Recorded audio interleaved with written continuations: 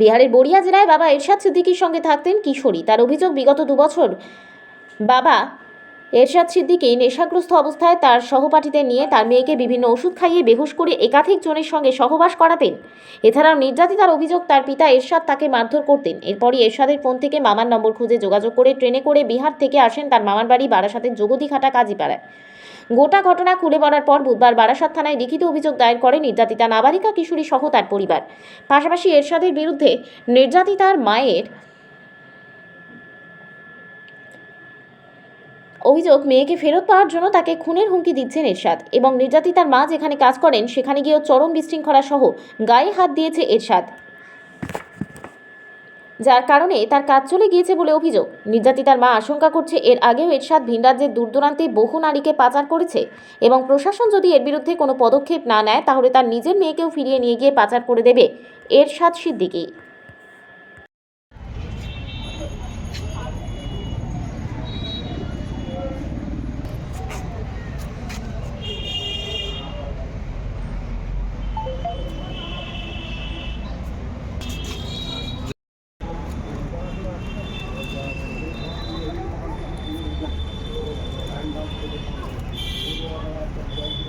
না বিক্রি করা লাগলো বা दूसरे काट के आ गया खिला खिला के স্যার ওষুধ খাবে কাজে ছেলেদের দিয়ে নোংরা কাজ করে। তোকে ওখানে কে নিয়ে গেছে, তোর বাবা?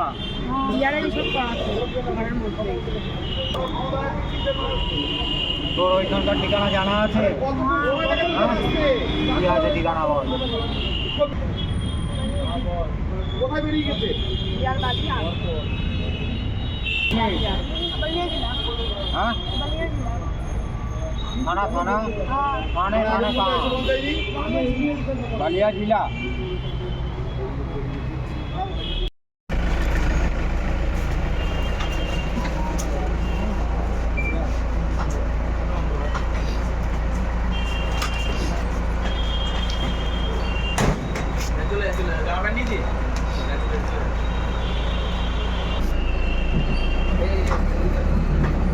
साइबर साइबर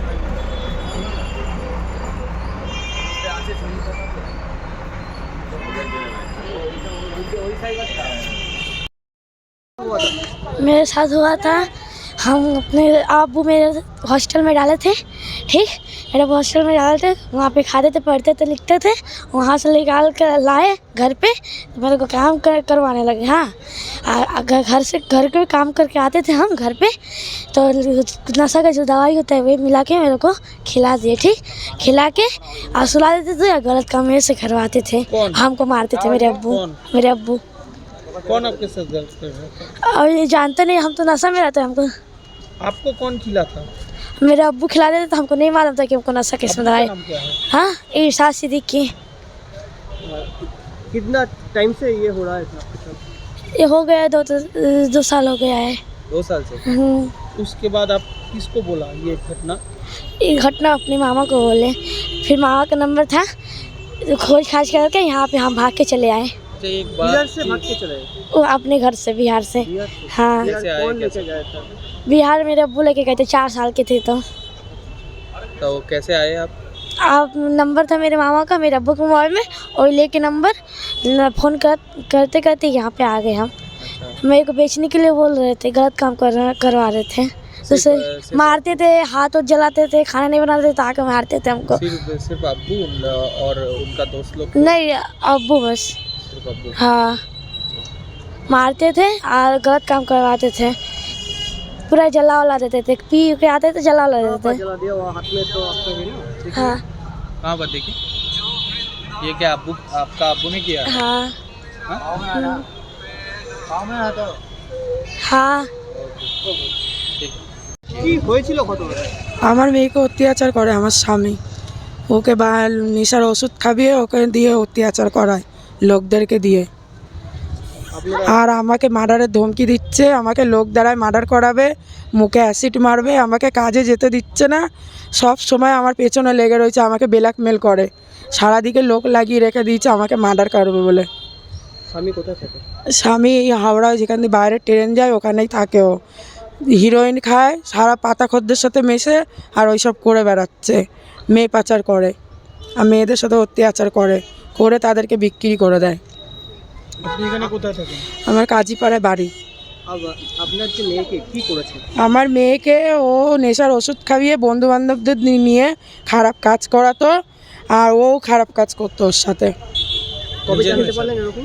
ও পালিয়ে চলে এসছে আমার মেয়ে আমার কাছে। কোথায় গেছিল? বিহারে ছিল ওর বাপের কাছে, আমি বিশ্বাস করে বাবার কাছে রেখে দিয়েছিলাম।